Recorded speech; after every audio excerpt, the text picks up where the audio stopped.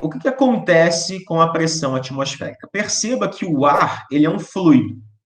Então, as partículas do ar, elas estão ali em movimento, elas vão colidindo com a superfície do objeto, exercem uma força sobre uma área.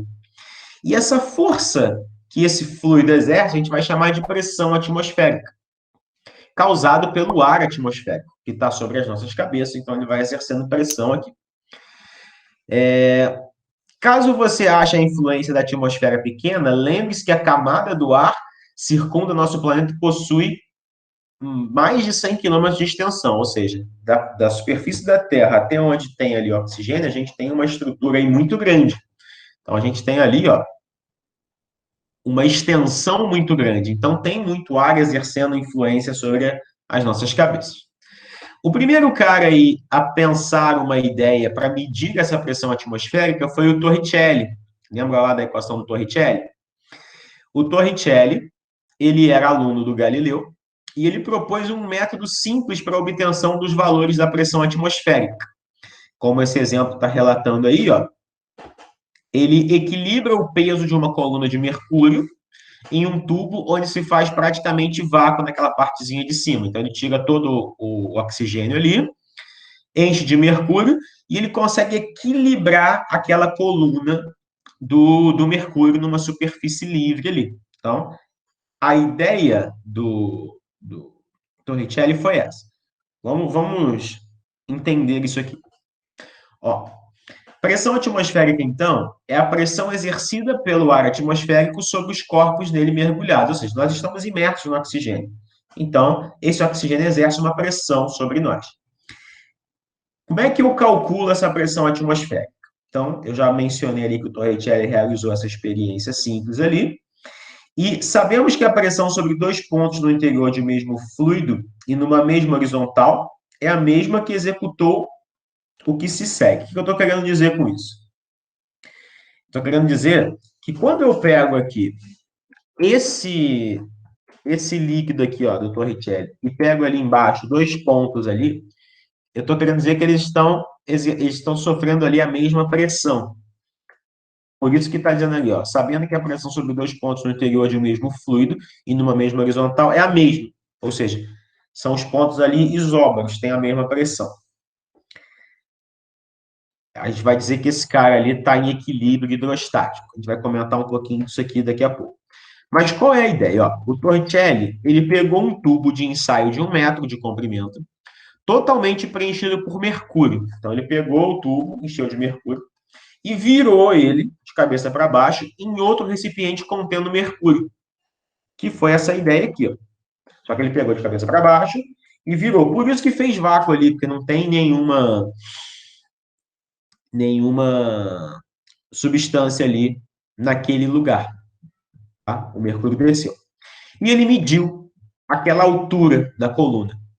E a coluna permaneceu no interior do tubo e passou a ter 76 centímetros de altura.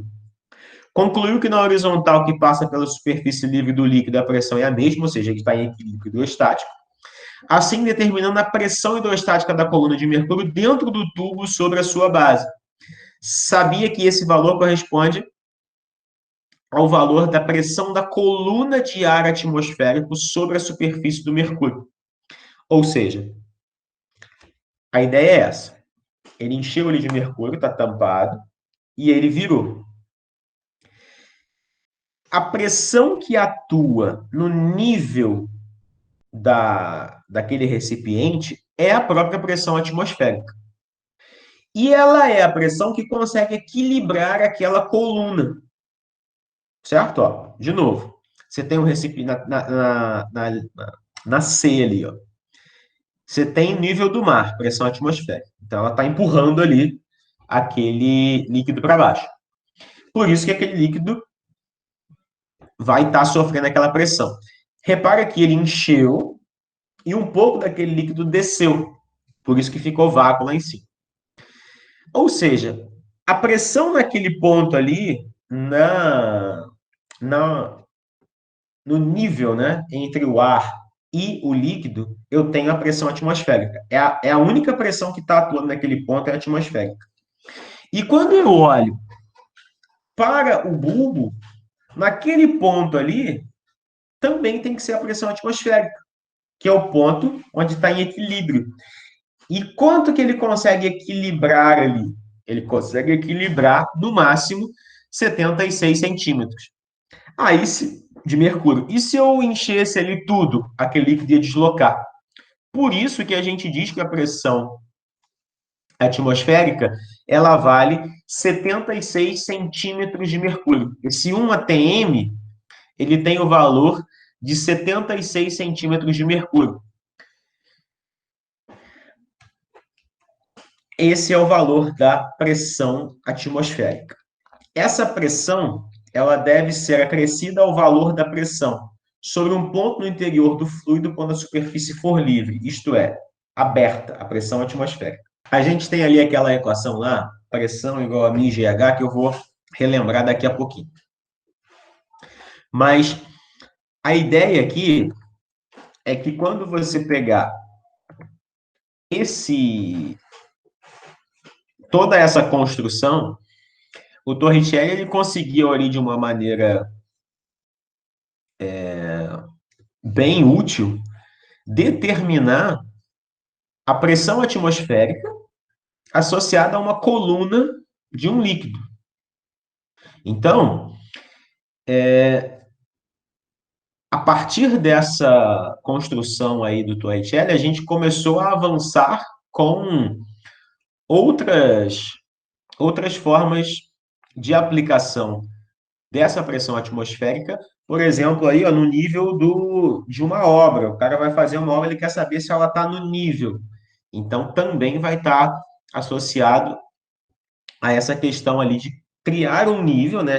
Chama-se até de nível, devido a esse deslocamento do fluido.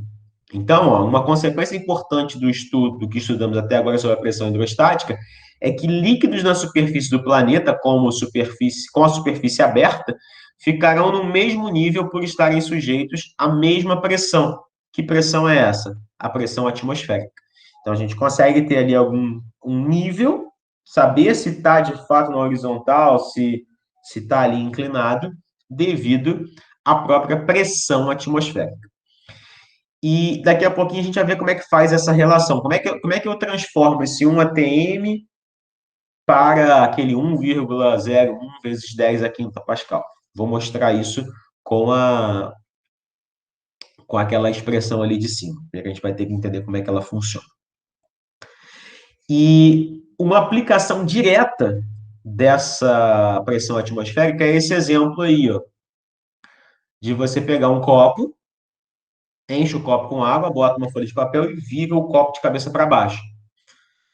Como é possível isso ficar equilibrado?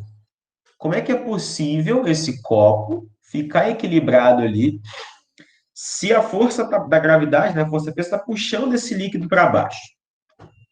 Então, está ali uma explicação, né? Ó. Note que a pressão no fundo do reservatório é o dobro da pressão atmosférica.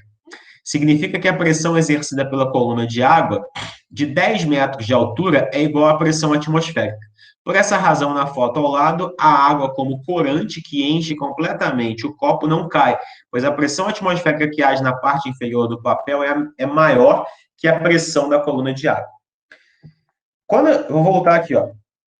Com o mercúrio, eu consigo equilibrar, se eu fizesse essa mesma experiência com o mercúrio, eu conseguiria equilibrar no máximo 76 centímetros ali de altura. No máximo. Com a água, a gente consegue até 10 metros. Porque a pressão exercida pela atmosfera, se eu tiver uma coluna de água de 10 metros, aí essa água vai se romper. Mas se eu fizer direitinho ali, tirar todo o ar, deixar somente a água, porque às vezes você não consegue fazer direito, porque quando você vira, escapa um pouquinho de água, e aí fica ar, aí aumenta a pressão ali dentro, e aí esse copo não vai conseguir segurar, né? O papel ali embaixo não vai conseguir segurar. Mas a gente conseguiria até 10 metros, desde que tenha só água. Por isso que a gente consegue realizar esse experimento. A gente conseguiria até 10 metros. Só que imagina, né? 10 metros de água ia ficar ali meio complexo de fazer.